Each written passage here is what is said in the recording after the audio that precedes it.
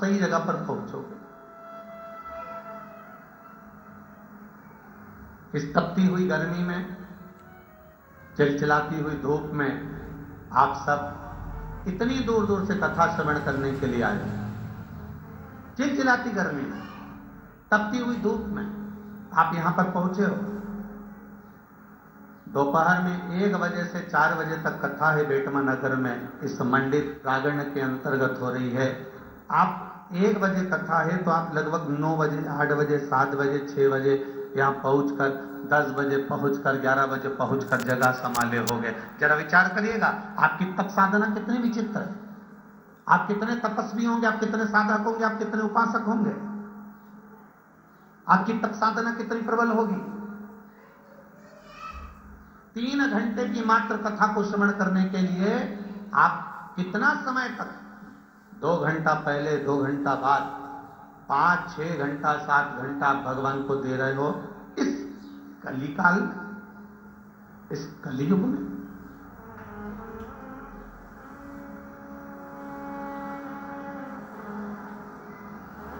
एक बात बहुत ध्यान दीजिएगा जरा, बुलाने वाला और भेजने वाला, जम के बोलो, 2 कौन कौन से हैं? एक बुलाने वाले और एक भेजने वाले। एक बुलाने वाले के सामने और एक भेजने वाले के सामने व्यक्ति को अवश्य जाना पड़ता है, जरूर पहुंचना पड़ता है। जैसे आपके यहां किसी ने पत्र भेजा, किसी ने शादी की पत्रिका दी, शादियों का सीजन चल रहा था, किसी ने शादी की पत्रिका भेजी और वो तुम्हारे यहाँ निमंत्रण दे, साहब आना पड़ेगा, तुम्हें हमारे यहाँ पहुंचना पड़ेगा, साथ शादी है, न इंदौर में ये जगह पे हो रही है, न देपालपुर में यहाँ हो रही, न बेटमा में यहाँ हो रही, न यहाँ पर ये शादी हो रही है, तुम्हें तो आना पड़ेगा। मतलब वो बुलाने आया है तो तुम्हें शादी में जाना पड़ेगा। अब शादी में गए हो तो तुम क्या करने के लिए गए हो? गुलाब जामुन खाने के लिए कि खोबराबाद? अब शादी में गए हो तो गुलाब जामुन भी खाओगा, खोबराबाद भी खाओगे और जो पेरावनी में कपड़ा मिलेगा वो पहन के भी आओगे। पर उससे ज्यादा जरूरी है कि जिसने तुम्हें शादी में बुलाया, एक बार उससे तो बोलो, बोलो जम के बोलो, हाँ अच्छी जम के बोलो रे बेटमा वालों, उससे तो एक बार मिलना पड़ेगा, उससे एक बार जरूर मिलना पड़ेगा, निश्चित है। अभी अभी बेटमा वालों को कोई आवाज की गोली दी गई है क्या कि कथा चले नहीं जब तक तुम एक में मत बोल जो, नहीं तो बेटमा की जीजी हो, ये हमारा जीजा हो उनके चुप कर दे। इतनी भारी बेटमा, पहले हम कथा करने आए थे जब तक छोटे छोटे थे, जब तो ऐसी बोलती राम जी, तो हमको तो आश्चर्य हो रहा है तुमको चुप देखकर, हमें डिप्रेशन हो जाएगा कि इतनी चुप तुम लोग रहोगे तो हमको चिंता पड़ जाएगी कि तुम चुप क्यों हो।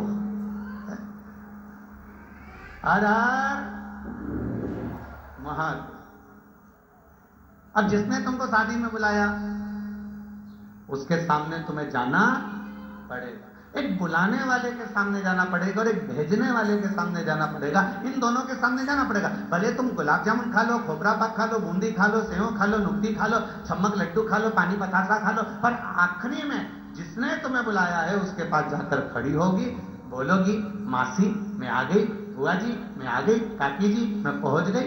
उसके पास जाकर खड़े होगे, उससे मिलोगे, तब जाकर तुम आओगे। क्यों आओगे? क्योंकि तुम्हें उसके पास इसलिए जाना पड़ेगा क्योंकि उसने बुलाया है, बहुत निमंत्रण दिया है, तो फिर इसने बुलाया है, तो ये ऐसे मुझे वापिस शादी में से जाने नहीं देगा। इतने में जिससे तुम मिलने गई ना मासी जी से, उन्हें तुरंत बैग खोल के इतना बड़ा डब्बा निकाला, बैग था, सामान भरा था, उन्हें निकाल के, नहीं जी भाई तुम्हें तो ये ले जाना पड़ेगा, नहीं हमें ये नहीं चाहिए, नहीं हम तो शादी में आए थे, नहीं तुम हमारे रिश्तेदार हैं, तुम्हें ले जाना पड़ेगा। जिसने बुलाया उससे मिलकर तुम्हें जाना पड़ेगा, उसके सामने एक बार तुम्हें पहुंचना पड़ेगा। एक बुलाने वाले के सामने जाना पड़ता है और एक भेजने वाले के सामने जाना पड़ता है। जिसने तुम्हें भेजा इस संसार सागर में, एक बार अंत समय के उस क्षण में जब प्राण छूटेंगे, तब जिसने भेजा था उसके पास में भी जाकर खड़ा होना पड़ेगा कि अब तुझे क्या दूं। और अंत समय प्रभु वचन दिया तो निभाना पड़ेगा। आए ना आए प्रभु कुटुंब कबीरा, अंत समय प्रभु ओ वचन दिया तो निभाना पड़ेगा। अंत समय वो उसके सम्मुख में होना पड़ेगा।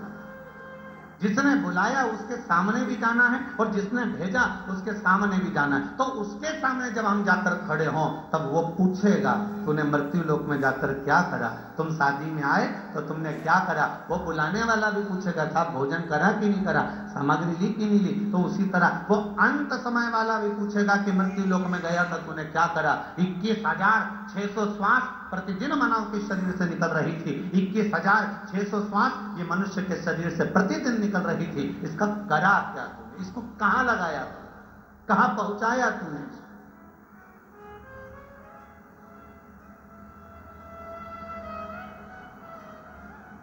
एक पत्र आया है बड़ा सुंदर है, देखिए।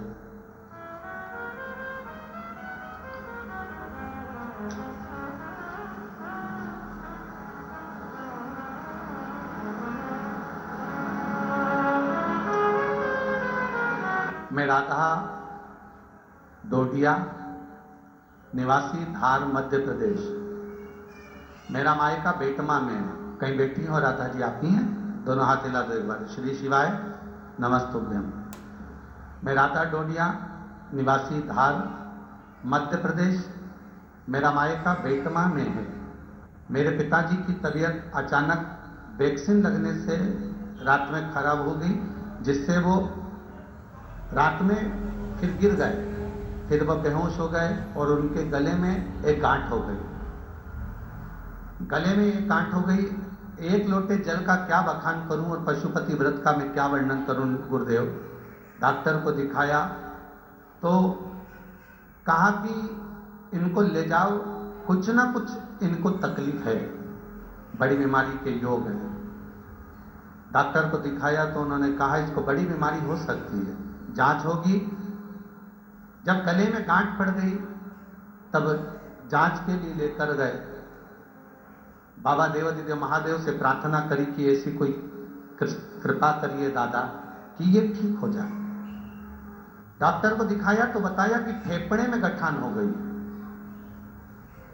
वो फेफड़े की गठान है, इसका ऑपरेशन भी नहीं हो सकता, बड़ा कठिन काम है। बाबा से निवेदन करे, वापिस आए, शिव जी को जल चढ़ाते, जल देते। बाबा की कृपा से धीरे धीरे धीरे धीरे आराम लगना प्रारंभ हुआ। फिर बड़ौदा गए। बड़ौदा में जाकर डॉक्टर को दिखाया, इंदौर के डॉक्टर को दिखाया। उन्होंने कहा इसका ऑपरेशन बड़ौदा में हो सकता है। गुरुदेव शिव कृपा थी, बाबा की कृपा से ऑपरेशन की तारीख भी आई, ऑपरेशन भी कराया। ऑपरेशन होने के कुछ समय के बाद में फिर वापिस उनको तकलीफ हो गई और छाला पड़ गया। छाला पड़ा, छाला पड़ने के बाद डॉक्टर ने बोला कि इनको कीमो देना पड़ेगा। धीरे धीरे धीरे धीरे शरीर काम करना शिथिल हो गया, चलते चलते गिर जाते, पड़ जाते, बहुत तकलीफ में हो गए। डॉक्टर ने कहा आप सिखाइए।